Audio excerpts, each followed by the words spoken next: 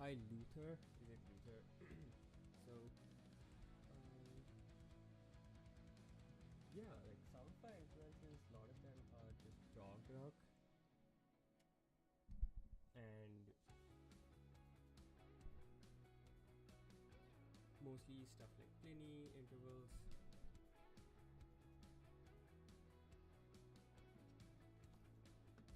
How about now?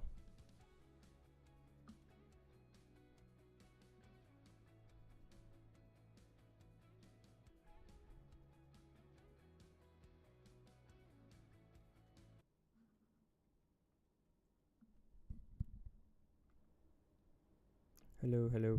I think I fixed my mic.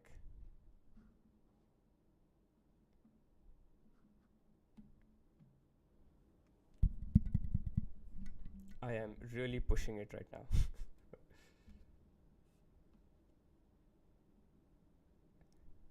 Yeah, hi Luther. Hi Nikki. Nikki is my sister. Hi. I hope you're okay. I'm currently writing a script for my another upcoming YouTube video, so that's what I'm doing. And yeah, Luther, your question.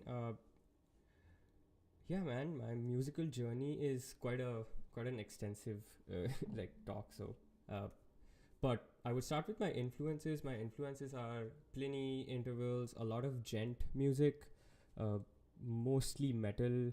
I started off listening to a lot of metal music like Tool, Dream Theater, etc., etc. And then I never really like vibed a lot with that music. Of course, that was just when I was beginning to get into metal. Uh, but then I was very quick to move on to post rock first, like very instrumental stuff, and then to prog because I found Pliny's videos on YouTube, and then I think that's the genre that I really resonated with the most. So that's why I've stuck to that genre, and I have an upcoming EP which is going to come out very soon. I'm tracking the last song currently.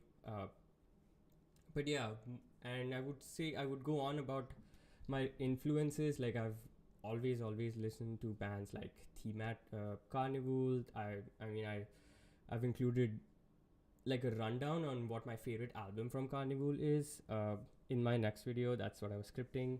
Uh, and just all instrumental bands like Periphery, Covet, Chon. Chon is a big influence. I've been listening to Chon for quite some time. Uh, yeah, so that would be some of the major influences. But yeah, feel free to ask me any more questions. Currently, right now I'm just writing the script for my new YouTube video. So okay, what is gent? Okay, so I'll type it in the chat. That is gent. That's how you spell it. It's just a subgenre of metal, really, where everything is very interlocked. Some of the bands are Tesseract.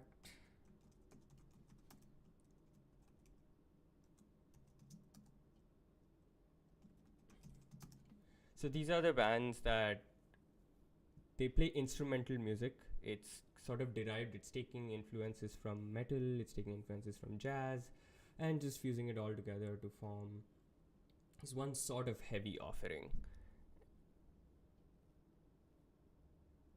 Yeah, it is sort of futuristic. I think it's like a combination of a lot of genres. Like, I think my genre, like my own music, is gent, but I'm very rarely listening to a lot of uh, gent music currently. Like, I feel like I'm listening to more jazz and stuff like that to incorporate into my own music, of course. But uh, yes, there are phases when I just listen to these bands like over and over again.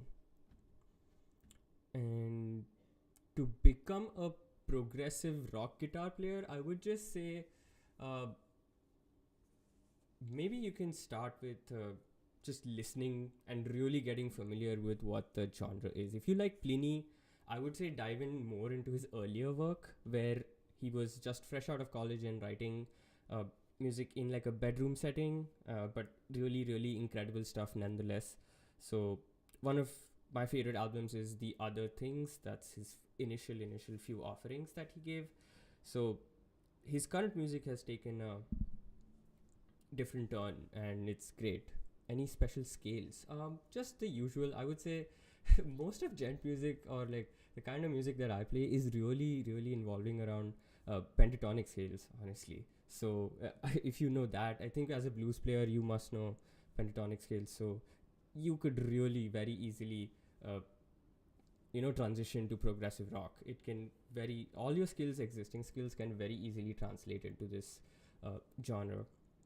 And there's a lot of plugins and everything that's available to sort of get this genre specific sound. I mean, all the VSTs make it very easy. So that is, maybe look into something like that. Yeah, totally. It's about the sounds and the feel. Like there's the specific tones. There are even companies that make like these artist specific tones. Like, I don't know if you heard of it, but there's this company called Neural DSP. They make these standard artist VST plugins, and they sell it as plugins. So there are like mix ready tones that you can adapt to sound like these artists, and there you are. Like anything you write will at least begin. So you have a begin to sound like what you want to write.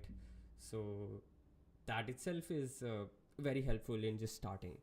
So yeah, I mean, I think most of it starts from listening to what you want to sound like a lot more, and then eventually it just expresses in your playing, I think.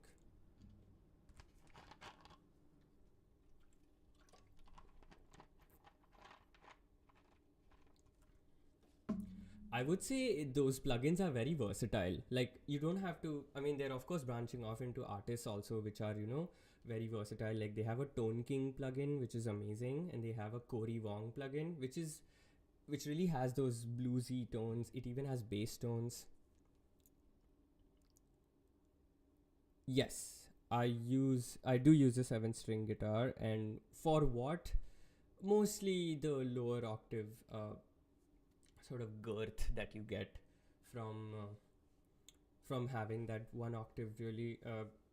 Like, if I'm playing in the scale of C sharp minor, then I really have that lowest C sharp to go on and give it that low end, but also coming from bass plugins, but just mainly just give it that low end chugs that are very classic to this genre.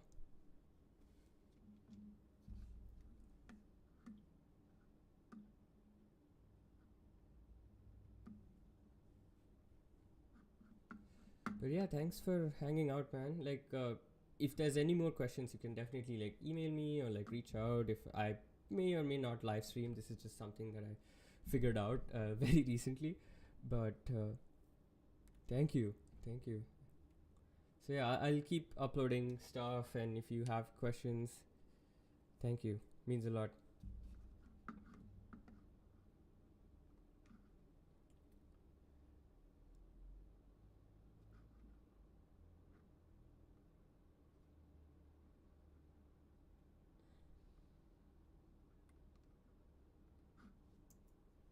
So yeah, and what I was listening to before is some of my own music. Like, I don't have rights to play anybody else's music, so I was listening to my own songs. Just I have like three of them, which are two of them which are out there, and three of them upcoming. So that's all. I just keep listening to like the same songs over and over again.